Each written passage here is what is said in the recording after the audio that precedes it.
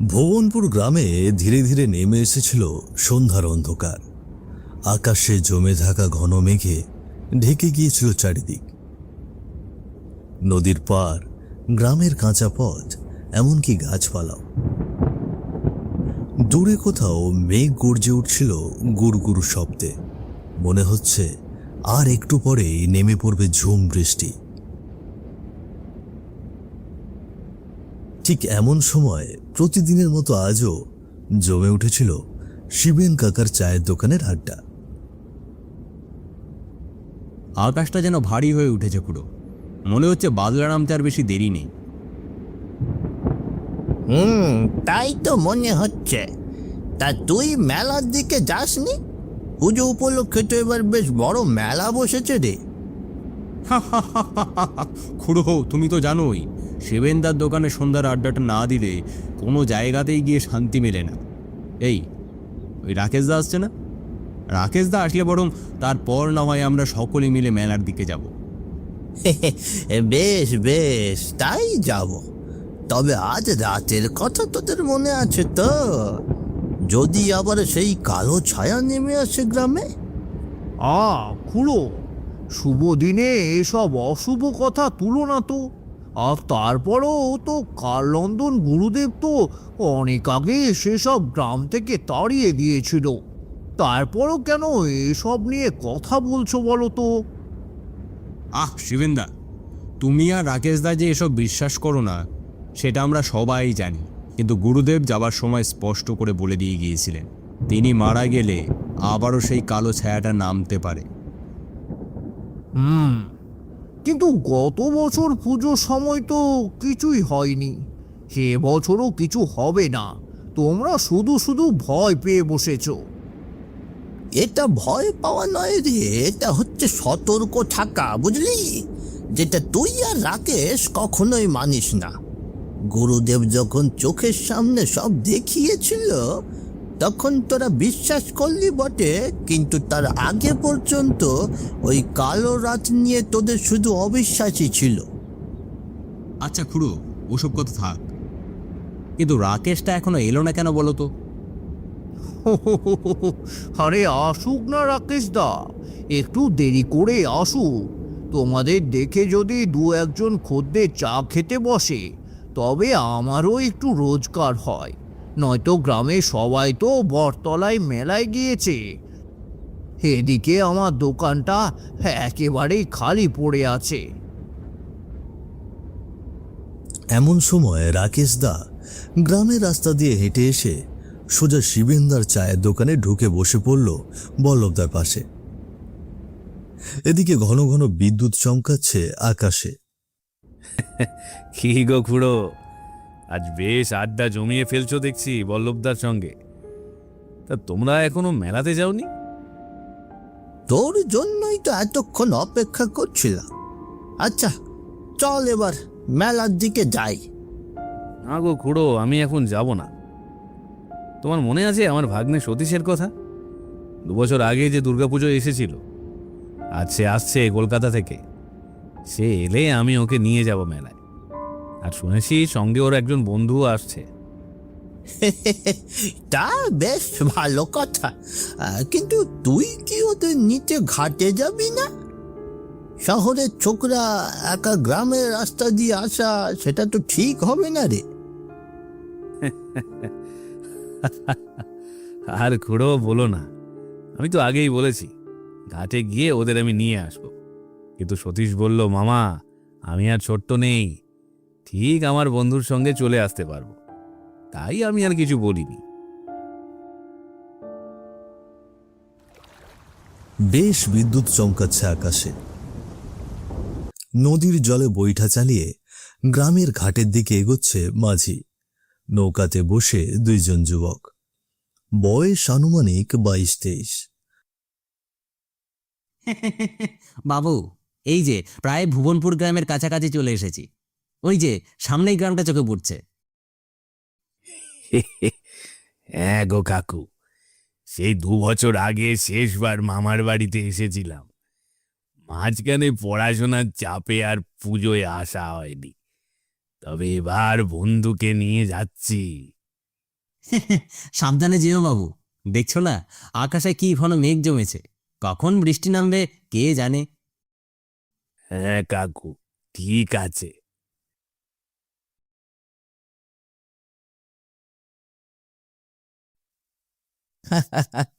আরে কাকুটা বেশ ভালোই ছিল, তাই না বল? হ্যাঁ, খুব মিশুকে ছিল। তবে আমার মামার গ্রামের মানুষও অনেক মিশুকে। তুই চল, বেশ আনন্দ পাবি।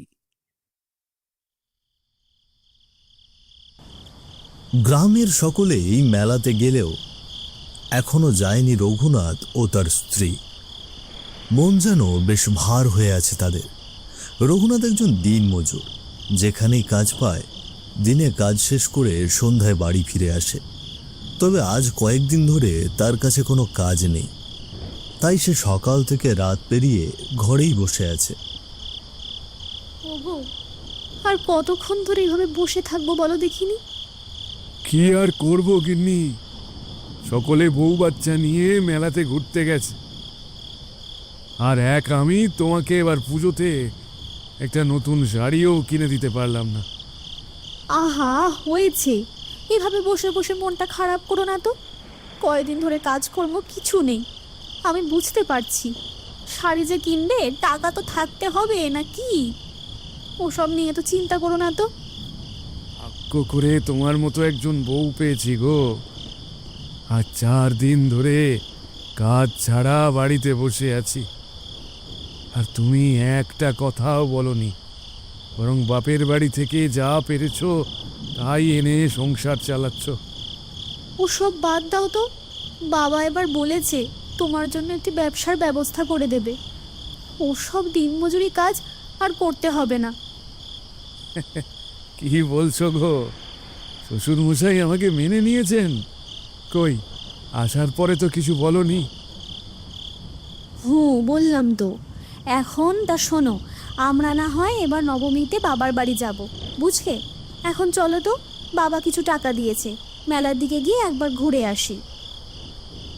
না না গিন্নি, আজ যখন যাওয়া হলো না, এই রাতে আর বাইরে না বেরোনোই ভালো। তোমার মনে নেই কয়েক বছর আগে সেই কালো ছায়া গ্রামে নেমেছিল? কে জানে সেই ছায়া আবার দেখা দিতে পারে কিনা। থাক, ওসব কথা আর বলো না, বরং কাল বিকেলে যাব মেলায়। কিরে, আরে তোর মামার বাড়িতে যেতে আর কতক্ষণ লাগবে? আরে আমরা তো শুধু হেঁটেই চলেছি। আরে ঘাটে নেমে তো কোনো গাড়ি পেলাম না। বেশি দূর নেই, এই তো সামনে বুঝি একটি বাঁশঝাড়ের রাস্তা আছে, আর তারপরেই আর একটু এগোলেই মামার বাড়ি। হয়তো গ্রামের মেলায় সকলে গিয়েছে, তাই হয়তো রাস্তায় কোনো মানুষজন নেই।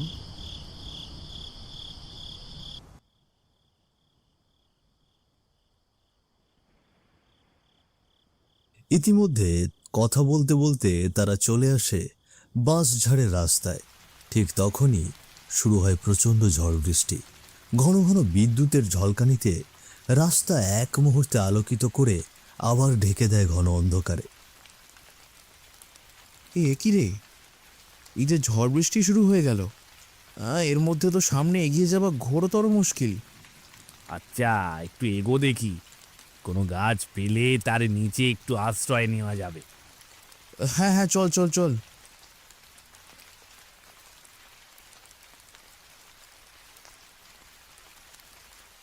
কই রে, আশেপাশে তো একটাও গাছ দেখছি না, শুধু চারিদিকেই ঘন বাঁশবন। দিন আগে এসেছি তোরে, হয়তো তখন 2-1টা গাছ ছিল, কিন্তু এখন তো আর দেখছি না। না রে, ভারী মুশকিলে পড়লাম, সামনে তো আর এগোনো যাচ্ছে না। কি বাতাস বইছে রে বাবা। সামনে এগোনো তাদের জন্য যেন অসম্ভব হয়ে উঠছিল এই ঝড় বৃষ্টিতে। ঠিক এমনই সময়ে বাঁশঝাড়ের ভেতর থেকে একজন বৃদ্ধ লোক এগিয়ে এলো। হাতে তার টিম টিম করে জ্বলছে একটি লণ্ঠন।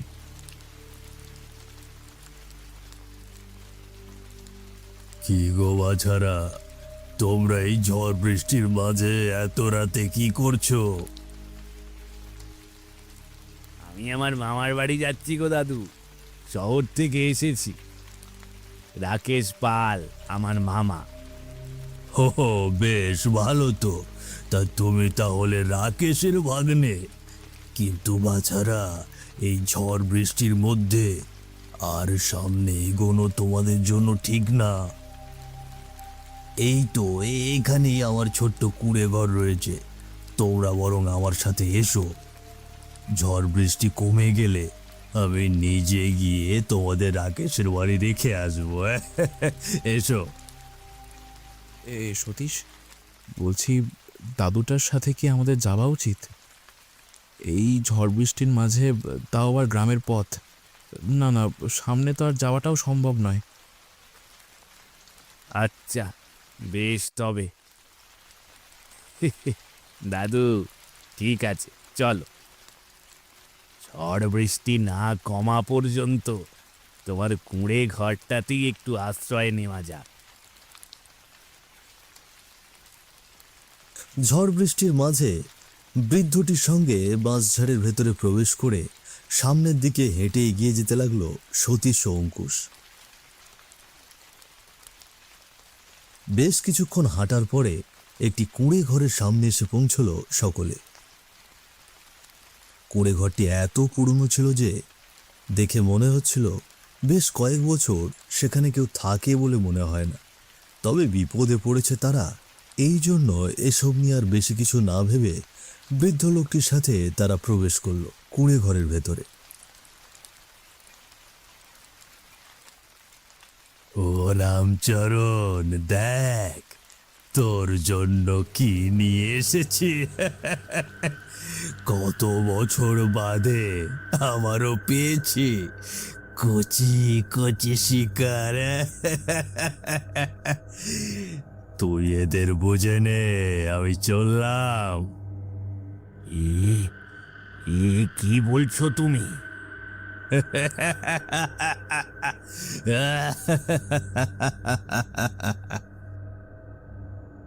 ঠিক এমন সময় বিকট এক হাসি দিয়ে সেখান থেকে অদৃশ্য হয়ে গেল বৃদ্ধটি।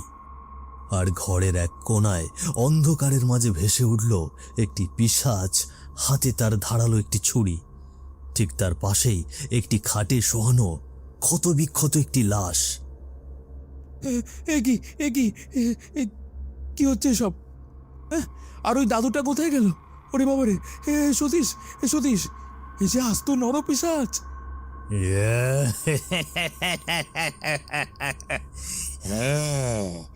আমি এক নর পিশাচ। ঠিক বলেছিস, ঠিক বলেছিস। আর এখন এখন তোদের কিডনি, চোখ সব কিছু খুলে নিয়ে বাকি মাংস, হাড় গুড় সব চিবিয়ে চিবিয়ে খাবো।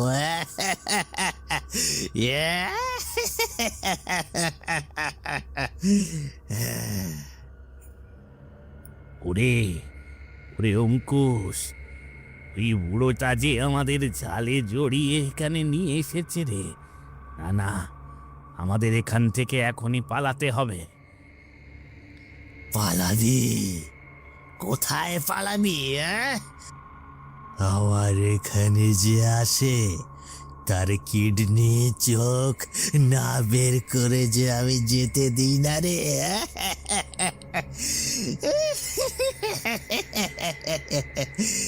আয়, আয় আমার কাছে, আয়, আয়। অঙ্কুশ, দাঁড়িয়ে আছিস কেন? তাড়াতাড়ি চল, দৌড়া। আর এক মুহূর্ত নষ্ট না করে তারা দুজনেই সেখান থেকে প্রাণপণে দৌড়তে শুরু করলো। চোখের সামনে যেন এখনো ভাসছে সেই রক্ত জল করার দৃশ্য। রাতের অন্ধকার ভেদ করে তারা যে কোথায় দৌড়ে যাচ্ছে সেটি তাদের একদমই জানা নেই। কিন্তু বেশ কিছুক্ষণ দৌড়ানোর পরে তারা দুজনে গ্রামে এসে পৌঁছয়। তবে আর শরীরে শক্তি না পেয়ে জ্ঞান হারিয়ে সেখানেই পড়ে যায় সতীশ আর অঙ্কুশ।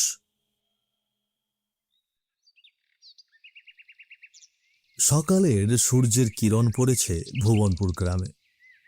কাল রাতের ভয়ঙ্কর কালো ছায়া থেকে বেঁচে ফিরে এখন মামার বাড়ির ঘরে একটি খাটে শুয়ে আছে সতীশ আর অঙ্কুশ।